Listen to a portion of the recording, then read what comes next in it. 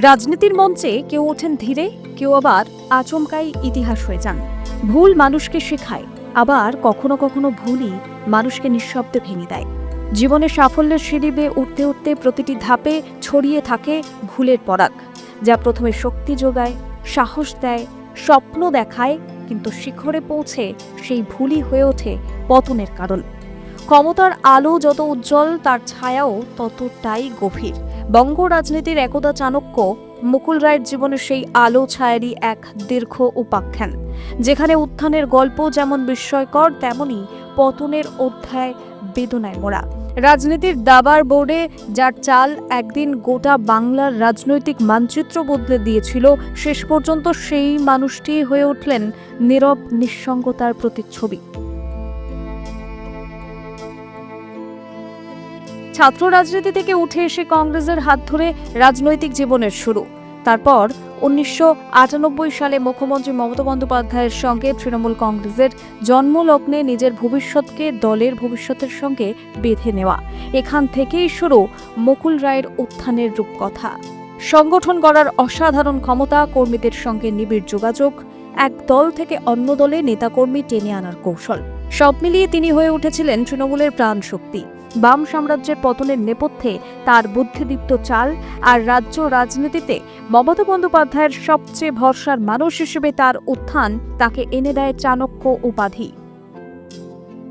তৃণমূলের second in command হিসেবে রাজ্য থেকে দিল্লি সর্বত্রই ছিল তার প্রভাব, তার উপস্থিতি।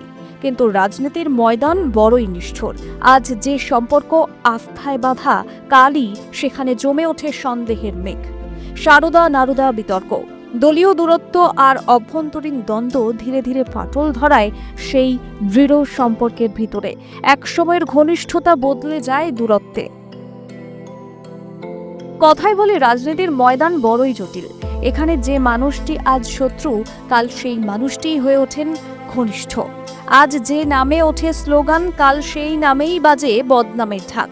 বঙ্গ রাজনীতির এই নাটকীয় পরিবর্তনের অন্যতম বড় উদাহরণ মুকুল রায়।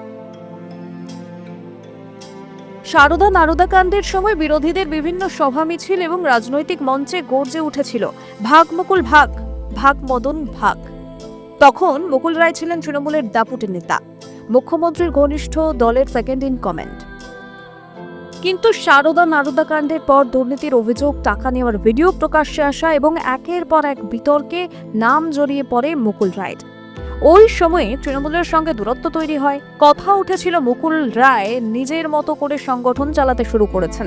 নিজাম প্যালেসে লোকজন দেখা করতে শুরু করেন তার সঙ্গে।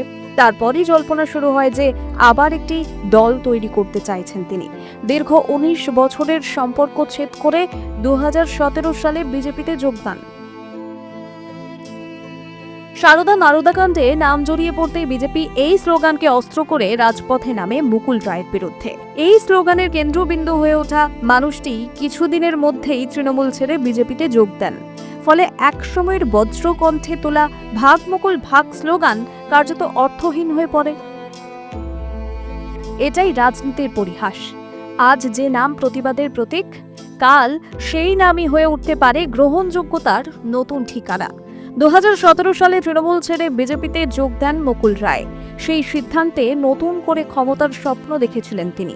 শুরুটা আশার আলোয় ভরপুর হলেও অচিরেই ভেঙে পড়ে সে স্বপ্নের মিনার।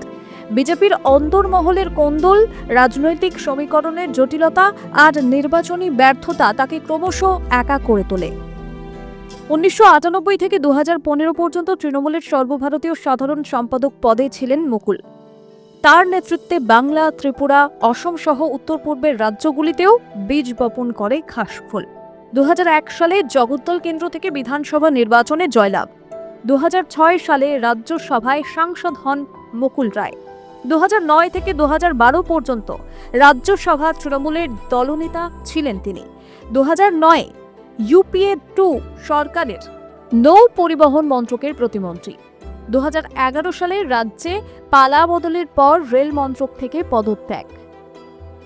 2012 সালে রেল মন্ত্রক দেওয়া হয় মুকুল রায়কে। 2017 সালে তৃণমূল ছেড়ে বিজেপিতে পা দেন মুকুল। 2018 সালে পঞ্চায়েত ভোট ও 2019 সালে লোকসভা ভোটে বাংলায় আশাতীত ফল করে বিজেপি। 2021 সালে বিধানসভা ভোটের ময়দানে নামেননি। কৃষ্ণনগর উত্তর কেন্দ্রে 30,000 ভোটে জিতেছিলেন তিনি। 2021 সালে তৃণমূলে ফেরেন মুকুল রায়। 2021 সালের নির্বাচনের পর তৃণমূলে প্রত্যাবর্তন মুকুলের, কিন্তু ততদিনে অনেক দেরি হয়ে গিয়েছে। রাজনীতির কেন্দ্র মঞ্চে তার জায়গা প্রায় শূন্য। যিনি ছিলেন একদিন কৌশলের কারিগর, তিনিই ধীরে ধীরে হয়ে উঠলেন প্রান্তিক এক চরিত্র। দল বদলের রাজনীতি, বারবার সংগঠন বদল, এক দল থেকে অন্য দলে মানুষ টেনে আনার সেই দক্ষতাই যেন শেষ পর্যন্ত তার বিরুদ্ধে দাঁড়ালো। রাজনৈতিক বিশ্বাসযোগ্যতার ভিত নড়ে গেল।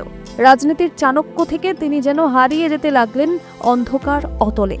মুকুল রায়ের প্রয়াণ যেন ফের একবার মনে করিয়ে দিয়ে গেলেন যে তিনি বঙ্গ রাজনীতির চাণক্য ছিলেন। জীবনের শেষ অধ্যায়ে ব্যক্তিগত শোক, শারীরিক অসুস্থতা এবং স্মৃতিভ্রংশের ছায়ায় যুগল ভবনের দোতলায় বন্দী হয়ে কাটল তার দিনগুলো।